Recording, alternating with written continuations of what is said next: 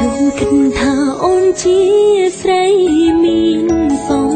ណាងខ្ញុំអាងប្រាប់គេថាបងស្នេហ៍អូន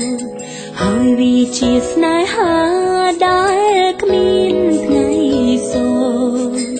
ព្រមបងនឹងអូនស្រឡាញ់គ្នាខ្លាំងណាស់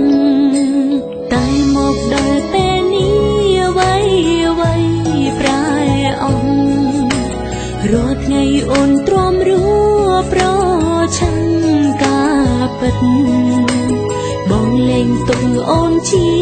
សង្សារនៅក្នុងចិត្តបងលែងគិតលែងខ្វល់អូនហើយជាសង្សារមានត្រឹមតែឈ្មោះពីរសស្ដាប់តែពីបាក់ឆ្លើយដឹងថាឈឺក៏ត្រូវតែទ្រាំព្រោះអូនស្រឡាញ់បងខ្លាំងពេលនេះសង្សារមានតែឈ្មោះក្នុងបងក្បត់ក៏ស្ទើរមិនឃើញសុំចិត្តទ្រាំលេបទឹកភ្នែកមិនហ៊ានយល់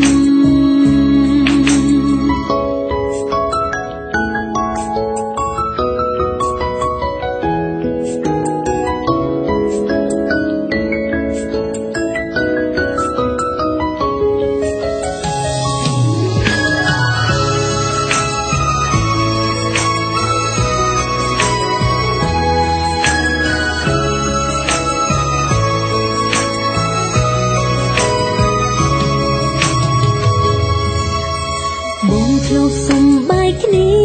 តែអូនអង្វរ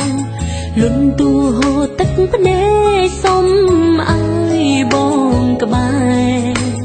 សន្យាមិនសួរនាំពេលបងមានគេសុំត្រឹមតែមានឈ្មោះសង្សារបើមានគេសួរនាំជួយប្រាប់